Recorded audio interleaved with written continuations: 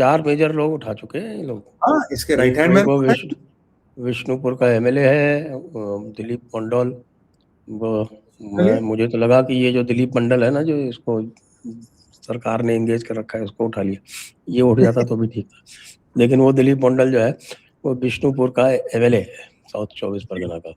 उसके अलावा वो शांतनु सिन्हा विश्वास जो डीसीपी, अरे पुलिस में जो पूरा पुलिस का जो काडर था उसको चलाता था।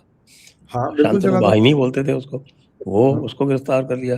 वो गार्गा चैटर्जी को गिरफ्तार कर लिया, सुजीत बोस को गिरफ्तार कर लिया।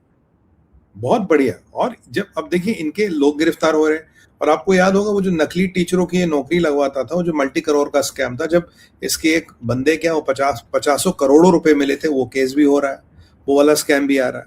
और फिर ये जो शुभेंदु अधिकारी के पीए को मारा, अब देखिए सीबीआई ने इसकी जांच शुरू कर दी, और सीबीआई कह रहा है कि भाई ये तो 1 महीने पहले से इसकी इन्होंने सेटिंग बिठा ली थी, ये तो 1 महीने पहले से इसको मारने का व्यवस्था चल रही थी, 1 करोड़ की सुपारी दी गई, आपने यूपी बिहार से किलर मोराए, उनको लाया, उसको फॉलो करवाया, आप तो बहुत पहले से उसको एलिमिनेट करने की कोशिश कर रहे थे, पर आपका मौका नहीं लगा। जिस दिन लगा पूरा फिर उनको स्टेट से एग्जिट करवा, ताकि अगर पकड़े गए कल को बोले ये तो यूपी बिहार के थे, हमें क्या मतलब कहाँ के थे। पर ये भी पता लगा सिग्नल ग्रुप के सिग्नल के माध्यम से उनसे बातें हो रही थी।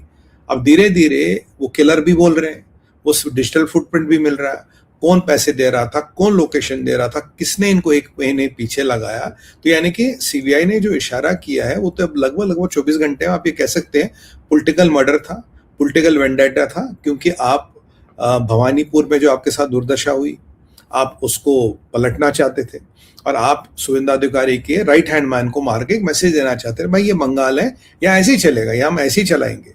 और आज जो मैं छटपटाहट देख रहा हूं कि आप फेंसिंग की बात करें, आप सीबीआई जांच की बात करें, आप ईडी की बात करें, आप इन लोगों के निलंबन की बात करें, और जितने भी ताबड़तोड़ एक्शन अभी शुभेंदु सरकार कर रही है, जैसे ये मान लीजिए ये सड़कों पर नमाज पढ़ने का सिस्टम बंद कर दिया, ये आपके जो लाउड स्पीकर है इनका जो वॉल्यूम है वो परिसर से बाहर नहीं जाना चाहिए, लाउड स्पीकर चलाइए पर वॉल्यूम परिसर से बाहर ना जाए, सड़कें रोक के नमाज नहीं होगी, जुम्मा की नमाज सड़क पे नहीं होगी, करे नहीं तो भैया मस्जिद के अंदर कर लो, सड़क रोक के क्यों नमाज कर रहे हो।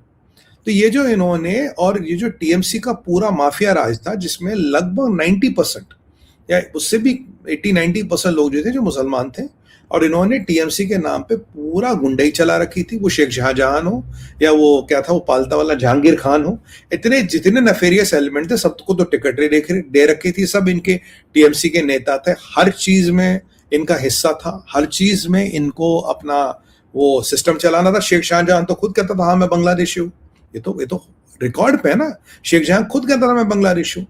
ये पाल्टा वाला जहांगीर खान देखिए कितना दुराचारी, कितना बदमाश आदमी है, और हर जगह जो इनका नेटवर्क तो पता ही नहीं चल रहा, उसका इलेक्शन चालू है और वो गायब हो गया सर, धर लेंगे उसको। अब तो देखिए अमित भाई शाह बैठे वहां पे, शुभेंदु अधिकारी जिस मूड में लग रहे हैं, उन्होंने क्या बोला बोलूंगा कम, एक्शन करूंगा ज्यादा, यानी कि ठोकूंगा ज्यादा। और सबको पता है एक ही मॉडल जो है सक्रिय है, एक ही मॉडल जो है संजय सर जो 100% चलता है, वही योगी का मॉडल, एनकाउंटर मॉडल। और वो रिजू दत्ता को तो आपने देखिए बेचारा कैसे बीगी बिल्ली बना घूम रहा आजकल, सबसे माफिया मांग रहा, अगर मेरे को तो बोल दिया, मेरे को तो डरा रहे थे, धमका रहे थे।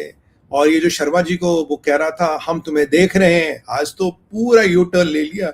और यहाँ पे मतलब आप देखिए ना, यहाँ पे आपकी बिहार में सत्ता, आपकी आसाम में सत्ता, आपकी बंगाल में सत्ता, ये जो पूरा ट्रायंगल था, और आपकी उड़ीसा में सत्ता, यही तो चलता था। बंगाल से लेके आपका उड़ीसा झारखंड तक ये पूरा क्षेत्र था। अब माइनस झारखंड, हर जगह तो भाजपा बैठी है। तो ये जो पूरा ट्रायंगल था, इस पे पहली बार मुझे लगता भाजपा का आधिपत्य आ गया, भाजपा के हाथ में पूरा शासन प्रशासन आ गया। और वहां जो हिंदू बेटियों का शोषण उत्पीड़न हुआ लास्ट इलेक्शन के बाद, जो आपको लाशें सड़कों पे मिली, जो हजारों महिलाओं का बलात्कार हुआ, और जो लोगों ने बंगाल छोड़ के बाजू के स्टेटों में शरण ली, आज देखिए आज वो सिस्टम नहीं है। आज कोई नहीं कह रहा कि जय श्री राम बोलेगा तेरी खाल खिंचवा दूंगी, ममता बनर्जी कहती है ना खाल खिंचवा दूंगी। और मंत्रालय क्या ममता दीदी के पास, रिफ्यूजी मद्रासा एजुकेशन, मतलब जितने भी ऐसे मंत्रालय हैं जिससे माइनॉरिटी का और मुसलमानों का भला हो, वो सारी मिनिस्ट्री अपने पास रखी थी। और जब आरजी कर वाला इंसिडेंट होता तब कह रही हमें तो पता ही नहीं क्या हुआ, मैं खुद महिला हूं, मुझे नहीं पता क्या हुआ। कहीं ना कहीं जो बंगाल में शोषण प्रताड़न हुआ, और वो उसके बाद इनकी हालत खराब हो गई, हिंदू जाग गया, हिंदू जागृत हुआ। और ये जो बकवासबाजी कर रही है कि अभिषेक बनर्जी ने इतना बड़ा चिट्ठा लिखा दिया, जी मैं तो इसलिए हार गया, आपने मेरे वोट काट दिया, आपने एसआईआर कर दिया। भैया एक बात बताओ, जरा कुछ तथ्यों पे बात करें।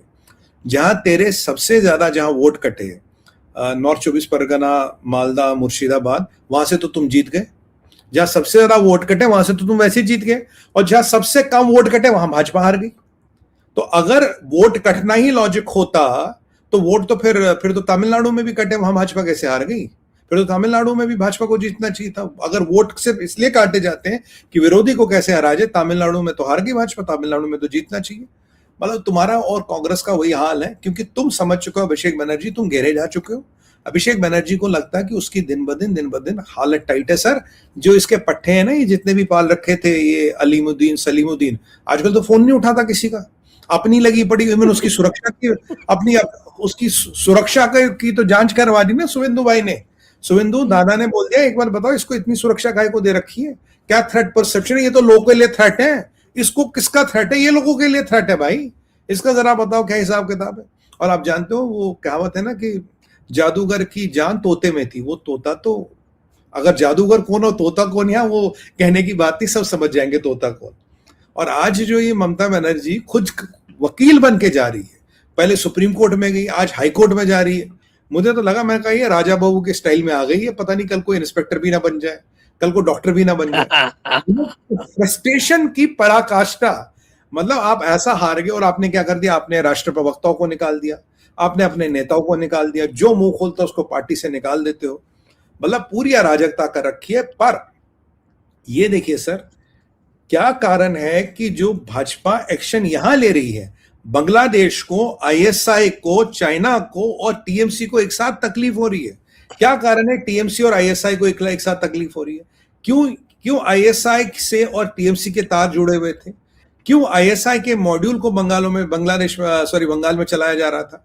ये ग्रेटर बांग्लादेश का तुर्किश एनजीओ का प्रोजेक्ट कहां तेल लेने गया? अब चला के दिखाओ ग्रेटर बांग्लादेश, अब बना के दिखाओ ग्रेटर बांग्लादेश।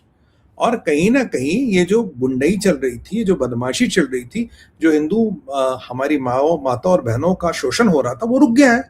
अब तो देखिए हमारी बेटियां यूपी की तरह स्कूटी पे भी जाएंगी, 8 बजे घर से भी निकलेगी। और आपने सुना ही होगा वो ये संदेश खली में क्या क्या बकवास हो रही थी, बेटी को भेज देना, बहू तुम्हारी होगी, हम जांच करेंगे इत्यादि। मैं उस अश्लील भाषा को रिपीट नहीं करना चाहता, पर इस चीज के बाद अब मुझे लगता है कि दिन ब दिन अभिषेक बनर्जी की तरफ कानून का शिकंजा कसता जा रहा।